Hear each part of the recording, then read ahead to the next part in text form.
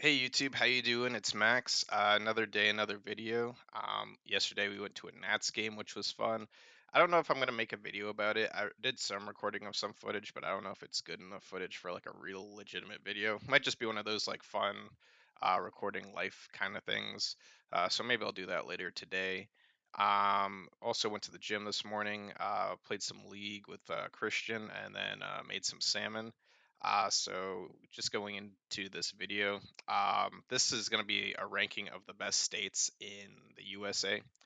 And kind of how I want to talk about this is it's not really my list of the best states. It's more me looking at um, the US News's World Report of the best states ranking in 2021.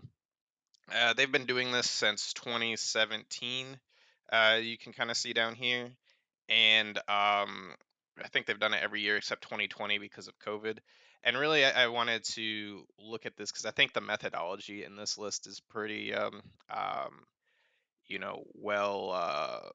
well explained, I guess. So you can kind of see all their different rankings from like healthcare to education, economy, infrastructure, opportunity, fiscal stability, crime, and natural environment, and they kind of give each state a rank. And what's kind of interesting about this is that even though Washington is considered the best state on this list, you can see that they don't rank number one in anything, and it's interesting how, Utah is ranked number one in economy, which is something that um, wouldn't expect. New Hampshire, number one in crime and corrections, and you can kind of see everything kind of documented here. And you can even go into a further breakdown. So if I go into Washington, it has all the statistics up here, the ranking scorecard, and you can kind of see the breakdown of, how everything kind of works. And on top of all this, there's more. There's somewhere down here where, well, yeah, like explain the weighting system. So not all of these categories are weighted the same. So like healthcare, I think is weighted the most at 15.97%. So even if you were to like rank up, I'll kind of show you. So I made this spreadsheet that kind of lists everything, and this took like too much time than I would really care to explain. I think it took like probably like 6 hours to document all these different statistics on this website. But just some things that I do when I'm bored. But so for example, if you go to this general statistics I wrote down, I this is the list of um, all the states. So pretty much how they did it. So Washington's ranked one, Minnesota's ranked two, Utah's ranked three. But you can see if you, and how this is kind of, we figured this out is if you take all these different statistics. So 8 plus 4 plus 4 plus 3 plus 25 plus 6 plus 19 plus 15, it equals 84. And so you can see that in this calculation, they have the lowest ranking, therefore they're number one. However, if you look at like Utah, see how it's number three on this list. Utah's number three, but it has a score of 117 when you add up all those things. So in reality, it might be number five on the list. But this is factoring in the weighting system that they have more of a weighting into healthcare, so you can't just give all these the same value when you add them up. That's why that's how they got this ranking. So it's really interesting website. I'll put the website in the description, but you can really look into over the years what the best state from this kind of attempted to be unbiased and with a good methodology sort of thing. So if you go into like Washington on this one, you can kind of see the breakdown. So in healthcare, what they're kind of talking about is access to good healthcare, healthcare quality, public health, and while they rank eight um, overall in healthcare, it's most of the things on this list are pretty high. So being in the top 25 in every category is surprisingly rare for every state, which is so like if I were to go halfway down the list and go into, let's say, like Florida. So like you can see Florida is not very good at opportunity. You can see Massachusetts isn't very good at fiscal stability or infrastructure. So even though Massachusetts is like really good at healthcare, education, economy, crime, and natural environment, they are really bad at infrastructure, opportunity, and fiscal stability. So that's kind of like what moves them down on the list. And so it's very rare that you'll see a state like Minnesota has pretty good in everything.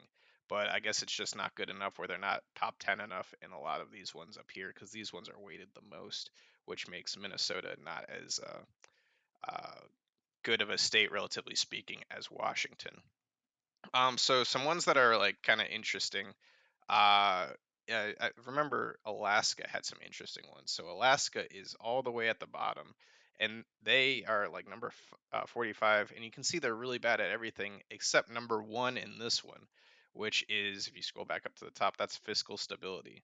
And I don't know too much about Alaska, um, but I do know that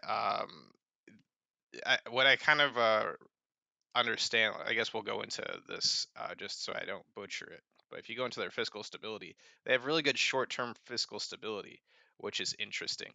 And I'm not 100% sure what the reason is for that, but it looks like even their long-term is not like that good. But it seems like their short-term fiscal stability is just so good that they're able to secure a number one spot. Like South Dakota has 3 and 5. You'd think that they might be, you know, better in that standpoint. But and let's see if I wrote anything down in fiscal stability when I was writing this down. So Alaska, they have good short-term fiscal stability. We can check out their budget balancing compared to everyone else. So if we look at where Alaska, I guess budget balancing, it's good to have high budget balancing. So they have the second best budget balancing, and then their liquidity liquid liquidity liquidity. They are like super good at that. So I guess that's your ability to liquidize assets. And I don't know too much about Alaska, but you can just see they like blow everyone else out of the water in terms of liquidity. So even if their government is BAA3 negative, which I think is bad, I'm not 100% sure, but it seems like only four of these governments have a negative in their government. Wyoming doesn't even have anything, but most of these are stable governments. It looks like Alaska has a negative government, which I guess that sounds really bad. But it's interesting how that you can kind of compare.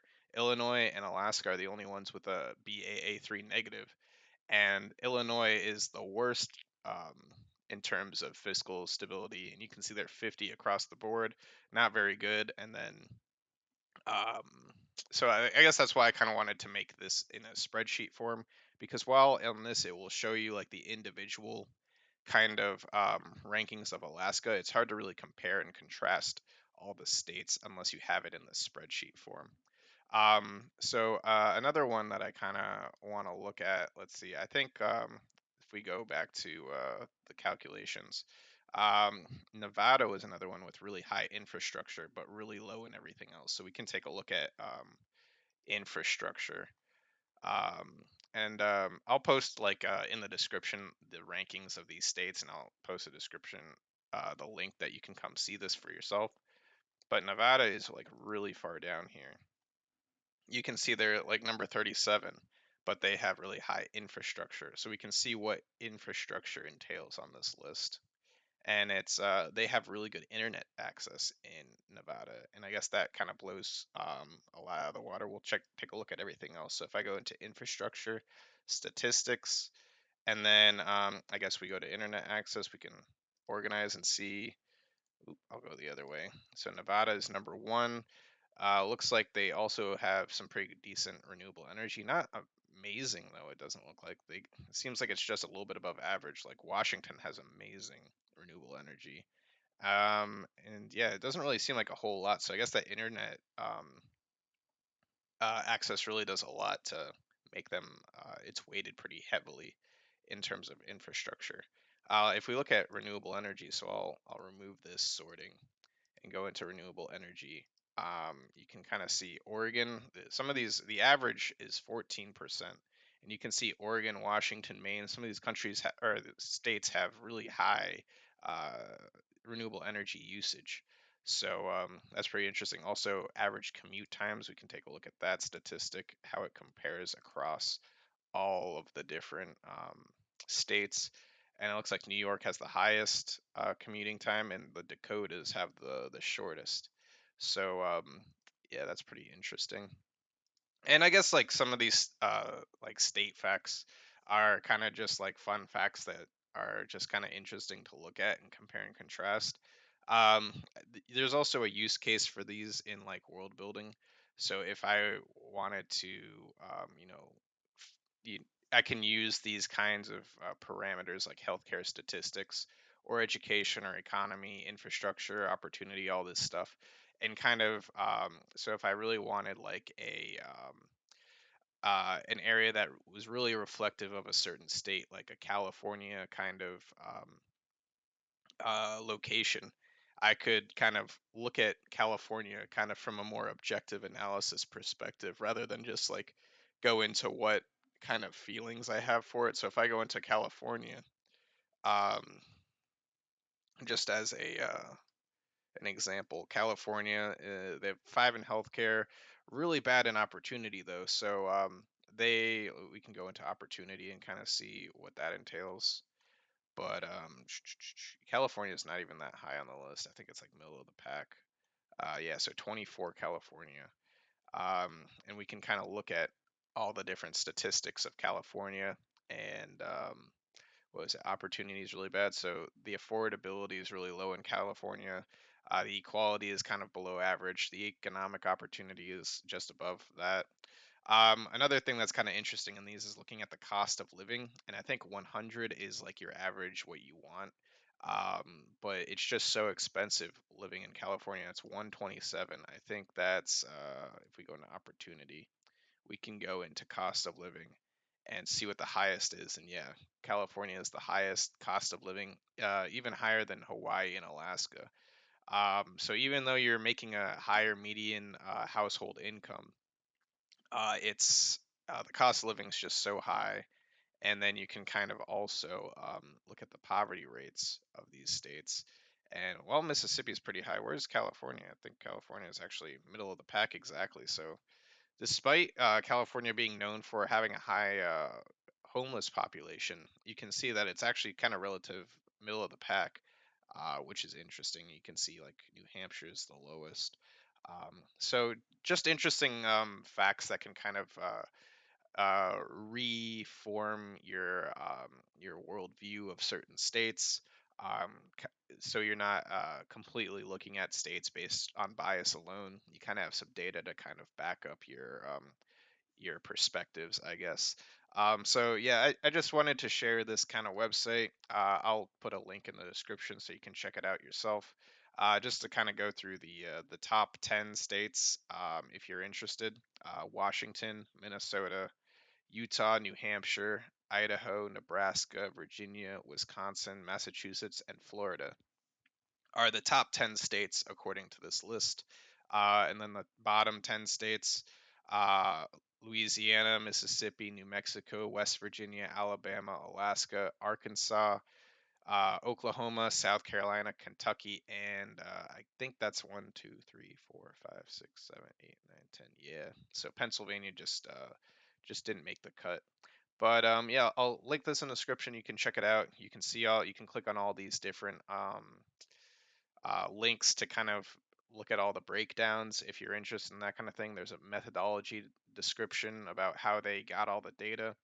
And I guess this is just something that I thought was interesting and wanted to share. So yeah, feel free to check it out. Thanks. Have a good one.